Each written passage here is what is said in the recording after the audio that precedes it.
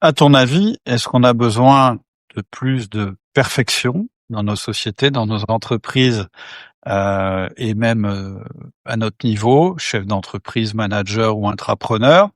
Ou est-ce qu'on a besoin de plus d'engagement, de plus d'élan et de plus d'énergie? C'est de ça qu'on va parler dans cet épisode du journal d'un dirigeant.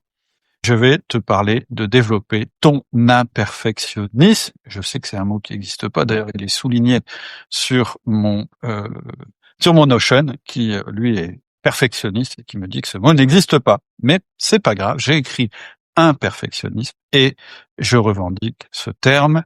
Je vais te parler les impacts que le perfectionnisme peut avoir au niveau d'un chef d'entreprise, au niveau du management. Et puis, surtout, on va regarder comment devenir plus imperfectionniste. Alors, en introduction, ce que je voudrais te dire, c'est que l'imperfectionnisme, ça n'est pas je fais n'importe quoi, je suis négligent, je ne vais pas au bout des choses ou mon entreprise ne va pas au bout des choses, etc. Mais c'est plutôt la capacité à ne pas terminer nos projets jusqu'au bout, mais à les lancer quand même avant qu'ils soient prêts, avant qu'ils soient parfaits. Et pour reprendre ce que disait Reid Hoffman, le fondateur de LinkedIn, si tu lances un projet et que tu n'en as pas un peu honte, c'est que tu as trop attendu. On va voir ce que ça veut dire. C'est une philosophie d'entrepreneur, d'intrapreneur et de manager. Et je pense que c'est la nouvelle philosophie qu'on doit avoir désormais dans nos entreprises. Je vais vous expliquer pourquoi dans ce podcast en 5 parties. Je vais d'abord vous parler dans une première partie du duo mortel du perfectionnisme et de la procrastination.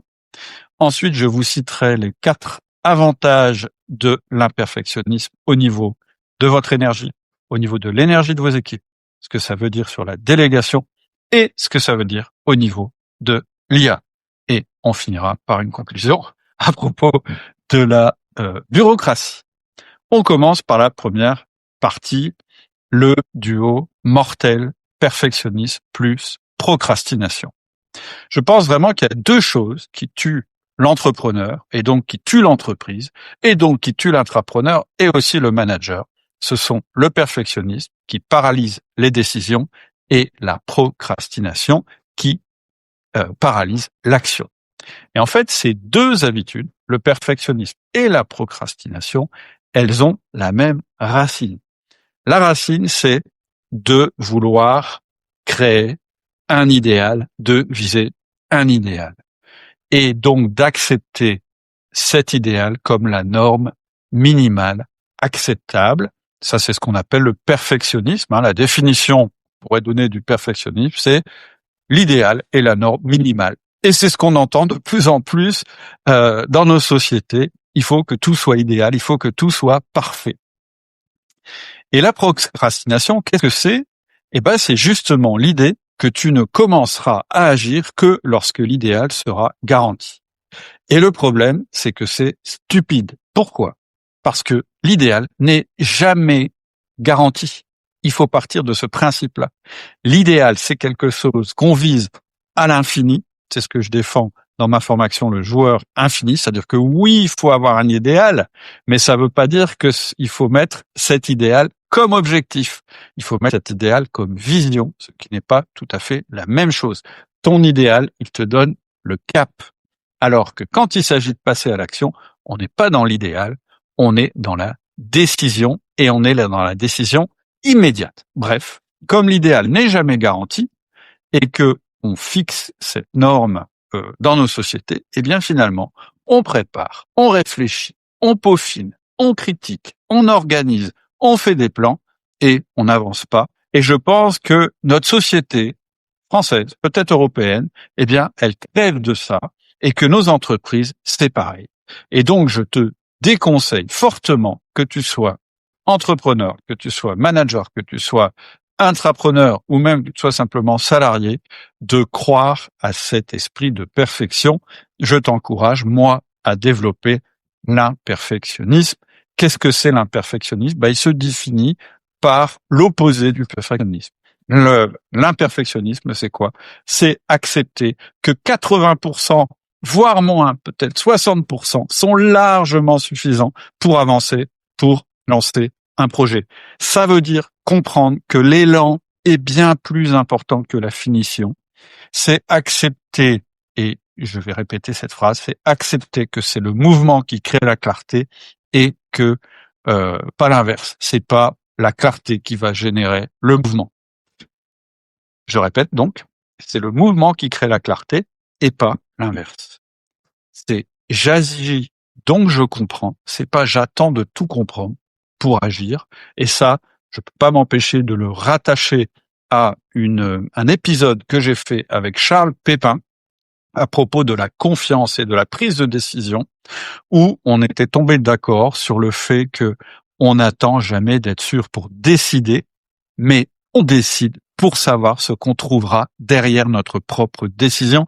Le fait de décider, ça te projette dans un monde différent que par essence tu ne peux pas connaître avant d'avoir décidé. Donc il faut prendre l'habitude de décider dans l'incertitude et en toute confiance. Si ça t'intéresse de creuser ce sujet sur la décision, eh bien, écoute l'épisode de podcast, tu tapes outils du manager podcast Charles Pépin et tu verras ce que je veux dire par là. C'est pas l'objet de cet épisode spécifique. Donc, ce qui est mortel, c'est le perfectionnisme et la procrastination et la guérison, je dirais la potion qui permet de guérir de cette maladie, eh bien, c'est de développer notre imperfectionnisme, c'est-à-dire de lancer des projets et de démarrer alors qu'on n'est pas prêt.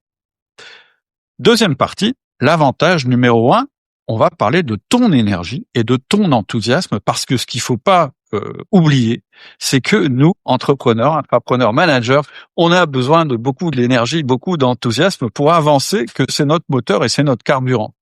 Et donc, ça veut dire que ce qui fait la valeur d'un projet, c'est jamais la préparation. C'est ton énergie et ton élan par rapport à ce projet. Et mon expérience, et je suis sûr que c'est ton expérience aussi, peut-être tu l'as pas observé encore, mais plus tu passes du temps à préparer un projet, plus tu doutes sur ton projet. Je sais pas si tu as remarqué. Et plus tu peaufines, plus tu t'épuises. En fait, tu gâches ton énergie quand tu fais ça. Ton énergie, elle doit pas être mise à 100% dans la préparation, elle doit être mise dans l'élan, dans la motivation que le fait de démarrer le projet va générer chez toi. L'entrepreneur, le manager, ça doit devenir un créateur et pas un finisseur et pas un polisseur. Et donc, quand on vit en tant qu'imperfectionniste, qu'est-ce qu'on gagne? On gagne de l'enthousiasme, l'esprit d'adaptation, de la vitesse, un regain d'énergie, de la confiance et du plaisir. Et c'est un ancien contrôleur de gestion qui te dit ça. Les premiers 80% d'un projet qui sont réalisés très très vite en général, en fait les premiers 20% en temps de projet, c'est ceux qui te donnent le shoot de dopamine entrepreneuriale. Je vais te donner un exemple très simple. Ce podcast, eh bien, cet épisode, il est né d'une réflexion, de quelques lectures et de quelque chose que j'avais en tête. Dans le passé, c'est-à-dire il y a quelques années, j'aurais tout structuré, tout écrit et je l'aurais peut-être réécrit 3 fois et puis je l'aurais coupé dans tous les sens, etc., pour qu'il soit parfait. C'est pas du tout ce que je fais désormais. Aujourd'hui, qu'est-ce que je fais? Je structure un peu, je fais la partie créative, mais je ne le scripte pas. C'est ça qui me permet de te proposer dans le journal d'un dirigeant des choses beaucoup plus fréquentes. C'est ça qui me permet de me sentir plus léger, plus créatif et autorisé à être imparfait. Et pourtant, on va voir que je me contente pas de ça. J'ai mis en place des équipes et j'utilise des outils dont on va parler par la suite pour que quand même cet épisode il ressemble à quelque chose d'intéressant et qui soit bon à 100%. Mais pour l'instant, ce que je veux te dire, c'est en termes d'énergie, il vaut mieux démarrer quand on n'est pas prêt. Il vaut mieux démarrer quand on a à peu près 60% des choses qui sont à peu près certaines. Et donc, le passage à l'action numéro 1 que tu peux faire si tu veux te tester, c'est ce que j'appelle le test des 80%. Pendant que tu m'as écouté, peut-être que tu as identifié un projet que tu repousses depuis longtemps, une offre à faire, une proposition que tu veux faire à ta direction, un projet que tu veux lancer, un recrutement que tu veux faire, un mail important, une décision stratégique, un lancement, peu importe, quelque chose qui te trotte dans la tête depuis un moment et tu comprends pas pourquoi tu passes pas à l'action. Et ce que je te propose de faire, c'est simplement de lister les 20% des actions qui te manquent pour obtenir 80% du résultat et de noter ces actions et de noter les premières actions qu'il y a à faire. Si, quand tu fais ça, tu ne ressens aucun boost d'énergie, je pense que ton projet est mauvais. Et donc, par contre, si tu ressens quelque chose, engage-toi à démarrer les premières actions dans les 48 heures et tu vas voir que tu vas ressentir un regain d'énergie impressionnant. Si, en plus, tu as une équipe autour de toi, commence à en parler, commence à dire, j'ai commencé à travailler sur ce projet. Et là, on arrive à l'avantage numéro 2 qui est l'énergie de tes équipes. Quand tu vis dans l'imperfectionnisme, c'est-à-dire dans cette capacité nouvelle que tu as développée à démarrer les projets très vite, tu vas avoir un effet secondaire incroyable sur tes équipes. Tu vas déclencher l'enthousiasme de ton équipe. Pourquoi ? Parce que les gens, ce qu'ils attendent, c'est pas du tout de la perfection. D'ailleurs, c'est pas du tout ce qu'on attend de nos responsables politiques. C'est pas du tout ce qu'on attend d'une manière générale de la vie. Je pense que nos sociétés, nos entreprises, elles sont déjà suffisamment parfaites, elles ont des normes de partout. Qu'est-ce qui nous intéresse? Qu'est-ce qui nous motive le plus? Eh bien, des nouveaux projets, des nouvelles perspectives, des nouveaux caps, ou de voir les projets actuels avancer. Et donc, les gens, ils détestent quand tout ça, ça reste dans ton cerveau et que t'en parles pas. Si t'attends que tout soit parfait pour partager ton projet, en fait, leur coupe les ailes. Je vais te donner un exemple très simple et très récent. L'école des managers. On est en train de tester, à l'heure où je te parle, l'école des managers. Quand j'ai décidé, alors, pour replacer le contexte, l'école des managers, c'est un truc, franchement, dont je rêve peut-être depuis que j'ai commencé, que j'ai sorti notre formation phare, le manager essentiel. Donc c'était en 2018, on est en 2025 quand même. Et je pense à mon école des managers, et ce serait bien qu'on fasse ça, et blablabla, blablabla. Il y a quelques mois, je me suis dit, non mais stop, Cédric, maintenant, tu démarres. Et donc, qu'est-ce que j'ai fait? Eh bien, j'ai démarré le projet et j'ai commencé à enregistrer, comme je suis en train de le faire, les nouveaux modules que je pense qu'il serait mieux dans cette école. J'ai choisi une plateforme sans avoir étudié la plateforme à fond. Il fallait juste qu'elle ait des caractéristiques primordiales. Bref, j'ai créé le truc à 60%, ce qui était juste assez pour le lancer. Et ça m'a pas pris tant de temps que ça. En tout cas, beaucoup moins longtemps que tout le temps que j'avais passé à espérer qu'un jour je puisse faire ça. Et dès que j'ai fait ces 60%, j'ai pas réfléchi, je l'ai passé à l'équipe. Et immédiatement, dans l'équipe, l'énergie a explosé. Et ils m'ont même proposé un truc génial, dont je vais te parler juste après, mais une idée qui venait d'eux. Pourquoi ? Parce qu'ils étaient inclus, parce qu'ils voyaient qu'ils avaient la liberté de finir le projet que j'avais initié à leur manière. Et donc, là, je te donne une grande règle, si tu veux devenir un perfectionniste, eh bien, si tu veux devenir un imperfectionniste, eh bien, c'est de laisser les gens terminer tes projets sans leur dire comment faire, en leur donnant pas trop de guidelines, parce que c'est comme ça qu'on fabrique des collaborateurs uniques et héroïques qui vont eux-mêmes eh bien, mettre tout ce qu'ils ont comme énergie et comme créativité dans ton projet. Si tu finis ton projet, si tout est prêt à 100% au moment où tu le délègues, on va parler juste après de l'avantage numéro 3 sur la délégation, eh bien, tu vas tuer la motivation. Alors, qu'est-ce qu'ils ont fait mes collaborateurs quand je leur ai transmis ce projet ? Ils ont vu que je l'avais pas fini. Et donc, ils ont ressenti cette imperfection. Le fait que eh bien, je leur faisais confiance pour finir le projet, certes, mais je pense que le fait que moi, j'ai accepté que mon projet soit imparfait, ils ont aussi mis une certaine dose d'imperfection dans le projet avant de le lancer. Qu'est-ce qu'ils ont fait ? Ils ont eu une idée géniale. Ils ont dit, en fait, on va pas finir l'école complètement, on va faire nos propres... Par exemple, moi, j'avais amené le truc à 60%, et donc leur mission, c'était de faire les 40% qui restaient, on va le dire comme ça. Mais ils n'ont pas fait les 40% qui restaient. Ils ont fait 80% des 40% qui restaient. Je sais pas combien ça fait, tu feras le calcul. Et ils se sont dit, on s'arrête là. Et maintenant, on fait entrer dans l'école des clients d'outils du manager qui nous ont déjà fait confiance pour d'autres formations. Et ces gens-là, on va les appeler les pionniers et les ambassadeurs, et ils vont rentrer dans l'école alors qu'elle est imparfaite, justement pour nous dire tous les petits bugs, etc., leurs suggestions. Et donc, ça va être des gens qui vont être enthousiastes parce qu'ils auront participé eux aussi au projet, et donc ils vont rajouter encore de l'énergie à l'énergie.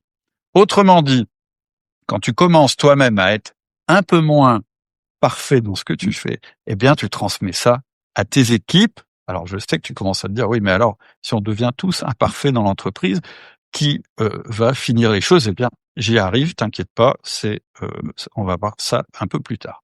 Le passage à l'action que je te propose, c'est que désormais, quand tu demandes à un collaborateur de terminer un projet, c'est ou plutôt quand tu as un projet à faire, dans le projet que je t'ai cité, c'est jamais aller à plus de 60%. Et quand tu es à 60%, de dire à ton collaborateur, je veux en faire un projet qu'on termine, mais je voudrais que tu le termines avec ton propre style. Fais cette expérience, tu as peut-être un collaborateur à qui tu penses qui pourrait faire ça. Eh bien justement, laisse-le faire, démarre le truc, mais après tu lui donnes les rênes et tu ne corriges pas, tu n'ajoutes pas, t'enlèves pas, tu fais pas le flic, tu laisses finir et tu risques d'être surpris. En tout cas, ça vaut le coup de faire cette expérience et c'est ce que j'appelle activer des héros. C'est-à-dire que plus tu fais ça, plus tu vas rendre tes collaborateurs capables de passer à l'action et de t'aider efficacement avec toute leur créativité au lieu de simplement faire exactement ce que tu avais prévu qu'ils fassent. Troisième avantage à l'imperfectionnisme, c'est que tu vas créer un nouveau genre de délégation et aussi que ça va t'obliger à déléguer. En fait, quand on revendique son imperfectionnisme, ça veut dire qu'on peut pas rester tout seul. Quand on est imperfectionniste, on va trop vite pour pouvoir tout porter. Et donc, ça veut dire qu'on doit se faire aider des autres. Et donc, ça veut dire que tu ne peux pas rester tout seul dans ton coin. Un imperfectionniste, il crée une communauté. Un perfectionniste, il s'isole parce que il veut tout faire tout seul.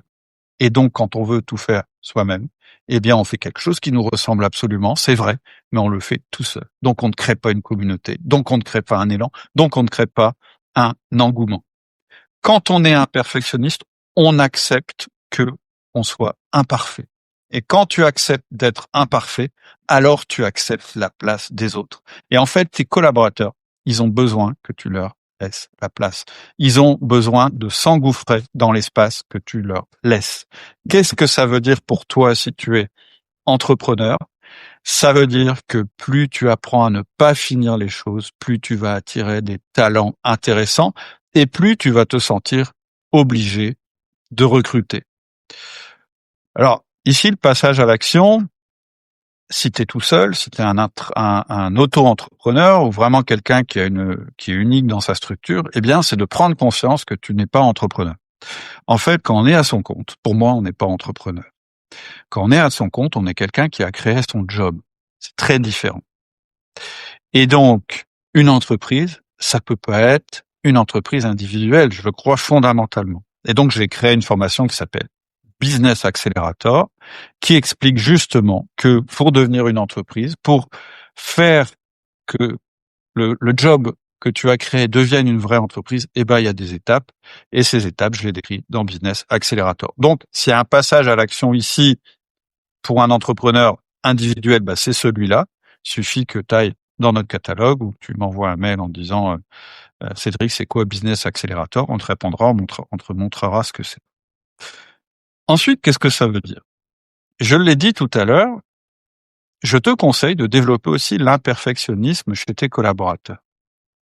Et donc, ton entreprise, ça va être une entreprise de gens imperfectionnistes. Et donc, je pense qu'à ce stade du podcast, tu te dis, ouais, mais Cédric, si personne n'est perfectionniste dans ma boîte, on va jamais rien finir. Et donc, on va avoir que des projets qui ont démarré, qui sont jamais lancés.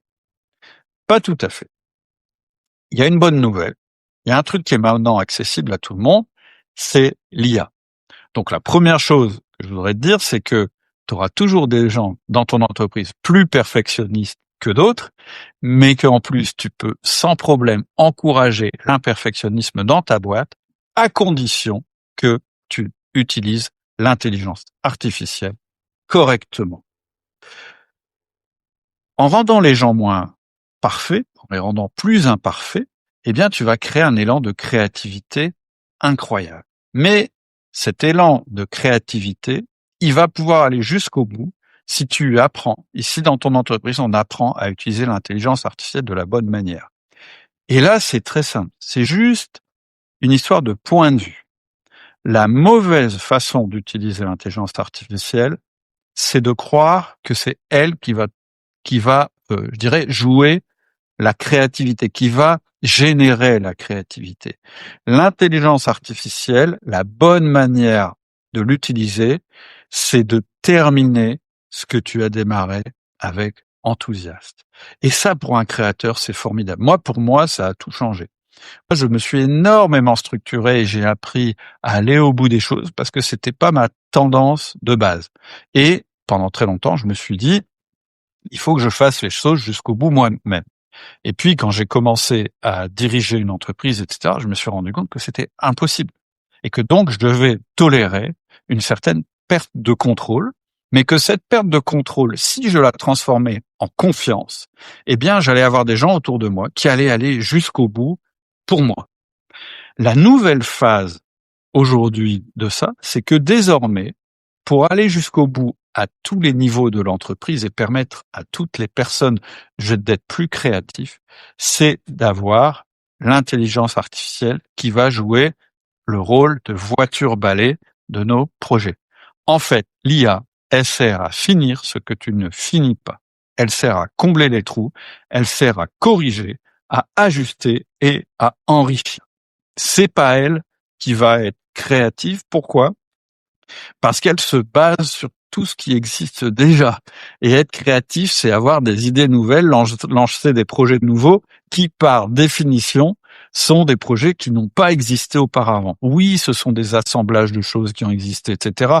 Oui, ce sont des choses qui peuvent être prises sur un marché et, je dirais, transformées pour correspondre à un nouveau marché. Et là, l'intelligence artificielle peut t'aider à faire tes recherches. Mais les idées, le passage à l'action, la décision, il n'y a que toi qui vas pouvoir la prendre. Et plus tu auras de personnes dans ton entreprise qui sont capables de lancer des projets, de passer à l'action, de prendre les bonnes décisions, eh bien, plus ton entreprise sera performante parce que tu vas accélérer la vitesse de ton entreprise. Aujourd'hui, ce qui fait qu'on réussit, c'est l'enthousiasme, la vitesse, la motivation. C'est pas l'esprit de perfection, puisque l'esprit de perfection, eh bien, il peut être pris en charge par l'intelligence artificielle. Je t'ai dit que pour faire cet épisode, eh bien, j'avais juste pris mes idées, certaines idées auxquelles je tiens particulièrement, et j'ai fait un plan parce que pour moi c'est important de maîtriser cette partie-là. Mais ensuite, pour tout ce qui est combler des trous, trouver je dirais des finitions que j'avais pas trouvées, etc. Eh bien, j'ai utilisé l'intelligence artificielle. Et ensuite, pour ce qui est de développer le podcast, etc., j'ai des gens chez Outlook Manager qui vont le faire et qui vont aussi utiliser l'intelligence artificielle. Donc, avant, la perfection, ça tuait notre enthousiasme. Et aujourd'hui, eh bien, l'IA nous permet d'aller très vite et de laisser la machine faire la finition. Donc, comment passer à l'action par rapport à ça? Comment faire pour avancer là-dessus? Eh bien, c'est déjà de voir l'IA comme un finisseur officiel de tes projets. J'ai appelé ce passage à l'action IA Finisher. Et donc, ce que tu peux faire, c'est donc choisir un projet que tu as déjà réalisé à 60 ou 80%, une procédure, un mail, peut-être une présentation client, quelque chose que cette fois-ci tu vas pas forcément déléguer, mais tu as déjà réussi à commencer le truc et t'arrives pas à le terminer, comme souvent chez les gens qui ont des idées. Tu as déjà une nouvelle idée, etc. Cette chose, si tu veux l'amener jusqu'au bout, eh bien, tu la déposes en brouillon à une IA et tu fais rien d'autre. Tu copies-colles et tu lui donnes juste l'instruction suivante. Voilà mon brouillon. Je veux que tu le portes à 100%, sans modifier mon intention, sans modifier mon style, en t'inspirant de ce que j'ai déjà fait, puisque j'ai déjà fait 80%. Et toi, je te demande que tu termines, que tu complètes, que tu clarifies, que tu mettes en forme et que tu fermes toutes les boucles que j'ai laissées ouvertes. 2 minutes après, tu vas avoir le résultat que t'aura donné l'IA. Et donc, l'étape suivante, donc première étape, tu choisis ton projet. Deuxième étape, tu le copies dans l'IA, tu lui demandes ça, elle te donne un résultat. Troisième étape, tu te poses la question. Combien ça m'a économisé comme temps? Qu'est-ce que ça m'a économisé comme charge mentale? Est-ce que j'aurais pas mis 10 fois plus de temps à le faire moi-même? Est-ce que je peux systématiser ça dans mon équipe? Et surtout, qu'est-ce que ça ouvre comme vitesse de création? C'est juste cette petite expérience avec l'IA qui te permettra de comprendre qu'en 10 minutes, tu peux installer un réflexe qui change absolument tout dans la manière dont tu travailles. L'IA devient ton finisseur automatique. Tu protèges ta créativité. Tu accélères ton entreprise ou ton équipe. Tu décuples l'autonomie de tes équipes si tu leur apprends à bien le faire ou si tu les incites à faire la même chose que toi. Bref, tu élimines ton perfectionnisme par la pratique. Tu crées une culture d'un perfectionnisme dans ton équipe. Voilà. Alors, conclusion, eh bien, moi, je pense que cet imperfectionnisme, cette manière nouvelle de travailler quand on est entrepreneur, quand on est manager, eh bien, c'est plus qu'un outil. C'est vraiment une philosophie anti-bureaucratique. On vit dans un monde administré par l'idéologie que tout doit être parfait, que tout doit être protégé, etc., etc. Et je pense que ce qui rend nos sociétés malheureuses, c'est qu'on essaye d'être encore plus parfait. Et cette idéologie du 100% parfait, eh bien, c'est l'idéologie bureaucratique. Et je pense que l'imperfectionnisme, c'est l'opposition qu'on peut mettre en face de la pensée bureaucratique qui est en train d'émerger et que c'est beaucoup plus intéressant de réfléchir comme ça. Et je pense que c'est plutôt ça qui pourrait sauver nos sociétés et qu'elles arrêtent le délire administratif qui prétend atteindre la perfection, mais en réalité qui nous aliène, qui tue notre créativité, notre motivation. C'était Tocqueville qui annonçait ça il y a des siècles. Alors j'ai demandé à l'IA justement de retrouver le passage que j'avais lu moi, mais dont je me souvenais plus, et je vais te le lire. Après l'avoir ainsi pris individuellement chacun dans des mains puissantes, et l'avoir modelé à sa convenance, le pouvoir souverain étend ses bras sur l'ensemble de la société. Il couvre la surface de la société d'un réseau de lois petites, compliquées, minutieuses et uniformes, à travers lesquelles l'esprit le plus original et l'âme la plus vigoureuse ne peuvent se frayer un chemin pour aller au-delà de la masse. Il ne brise pas les volontés, mais il les adoucit, les incline, les conduit. Il ne commande pas les actions, il les empêche. Il ne détruit pas, il entrave, il réprime, il affaiblit, il éteint, il abrutit, et finalement, il amène chaque nation à n'être plus qu'un troupeau d'animaux timides et travailleurs dont le gouvernement est le berger. Alors, on est évidemment sur la pensée politique avec Tocqueville, mais il a quand même écrit ça il y a 200 ans pour expliquer que la manière d'aliéner les individus, c'était pas forcément la dictature, mais ça pouvait être cette manière de tout bureaucratiser. Moi, je peux rien faire au niveau politique. Je suis comme tout le monde, je le subis. Puis j'espère qu'il va y avoir un sursaut. J'espère que enfin on va se rendre compte que c'est pas de cette manière-là qu'il faut avancer. Moi, je conseille les entrepreneurs, et donc mon conseil, c'est devenez des individus imperfectionnistes qui font les choses à 60 ou 80%. Encouragez vos managers ou vos employés eux aussi à devenir comme ça. Laissez la finition à l'IA, développez votre créativité, votre initiative et votre énergie. Dans un monde où la technologie envahit chaque secteur, les seules capacités vraiment humaines, vraiment utiles, vraiment rares, c'est quoi? C'est la créativité, l'esprit d'entreprise, la capacité à agir vite et l'impact positif. Je pense vraiment que l'imperfectionnisme, pour beaucoup, c'est la voie vers ça. C'est ça qui va tuer votre procrastination. C'est ça qui va donner de l'élan à vos équipes. C'est ça qui va débloquer des situations qui sont peut-être bloquées depuis des mois. Je crois sincèrement que ça peut sauver nos sociétés, mais en tout cas, je pense que ça peut sauver nos entreprises, ça peut sauver nos managers. Eh bien, si tu appliques les choses que je t'ai conseillées dans cet épisode et que tu mets en œuvre les petits passages à l'action que je t'ai conseillés, eh bien, ça m'intéresserait beaucoup de savoir ce qu'il advient dans ta vie. Pour ça, c'est très simple. Pour réagir à ce podcast, pour me dire ce qui se passe, pour me dire si tu es d'accord ou pas d'accord, pour poser des questions, il n'y a qu'une seule manière, c'est de m'envoyer un mail à ceric@outildumanager.com, mais on ne lit que les mails des gens qui sont inscrits au mail privé.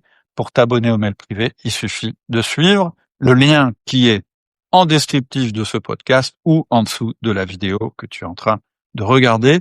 J'attends tes réactions, j'attends de savoir si cet épisode t'a plu, s'il t'a donné des déclics et quel genre de déclic cela t'a donné. Je te souhaite une excellente semaine et je te dis à bientôt.